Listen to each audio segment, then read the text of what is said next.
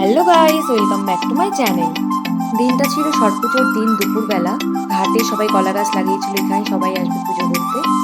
নদীর এপাশ ওপাশ দুই ধারেই পুজো হবে। আমার বান্ধবী দিদা বাড়িতে পুজো হয়, তাই আমার বান্ধবী গোবর জল ছিটাচ্ছিল যেখানে ওর দিদারা পুজো করবে যেই ঘাটে। সেই ঘাটটাই সাজানোর জন্য আমরা সবাই মিলে এসেছিলাম। এইদিকে জয়া দেখছে যে সবকিছু ঘাট সাজানোর জন্য ঠিকঠাক মতো আনা হয়েছে কিনা। আজ আমার বান্ধবীর মামা এসে আগেই লাগিয়ে দিয়ে গিয়েছিল। এখন শুধু চারপাশ দিয়ে ফুল দিয়ে ডেকোরেশন করবে। সবাই দিকে কাজ শুরু করে দিয়েছে, আর এই কলা গাছকে কালারিং পেপার দিয়ে কভার করে দিয়েছে যাতে দেখতে ভালো লাগে।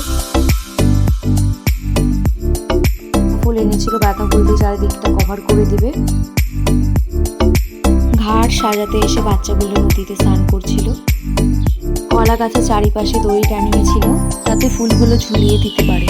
কলা গাছের সাইডের পোর্শনগুলো ফুলে পড়ছিল, সেগুলোই পরিষ্কার করার জন্য কাঁচি দিয়ে কেটে দেওয়া হচ্ছিল। গাঁদা ফুল দিয়ে পুরোটা সাজানোর পরে সাইডে রজনীর মালাও দিয়ে দেওয়া হয়েছে। এই ঘাটটা পুরোপুরি তিনজন ছেলে মিলেই সাজিয়েছে। পরে বিজু এসে হালকা টাচ আপ দিয়েছে। ওর জন্য সবাই ওয়েট করেছিল, কিন্তু ও অনেকটা লেটে এসেছে, তাই সবাই কাজ শুরু করে দিয়েছিল। পুরোপুরি কাজ হয়েও গিয়েছিল আসার আগে। এখানে ফুলও রাখা হবে, বালি দিয়ে উঁচু করে রাখা হয়েছিল। সেখানেই বিজু এসে ফুল ছিঁড়ে ছিটিয়ে দিয়েছে। যুগে বলা হয়েছিল যে পুরো কাজটা ওরা তিনজনে মিলে করেছে, তাই বিজু একটু রেগে গিয়েছিল ওদের উপরে। এই যে আমার বান্ধবী কবুজন ছেটানোর পরে স্নান করে চলে এসেছে আবার ঘাটে। এখানে আমি আর কাকিমণি বিকেলে ঘাটে পুজো দেখার জন্য রেডি হয়ে চলে এসেছি। যারা ছট পুজো করবে তারা অনেকেই চলে এসেছিল ঘাটে।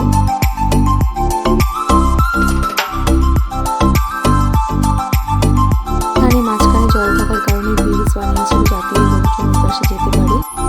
এখানে নিরামিষ দোকান বসেছিল, আমরা সেখানে গিয়েছিলাম চাট খেতে। আমাদের সবাইকে কাকা চাট খাইয়েছিল। কাকা চাট খাইয়েছিল বলে ভাই বোনরা সবাই এখানে একসাথে জড়ো হয়েছিল।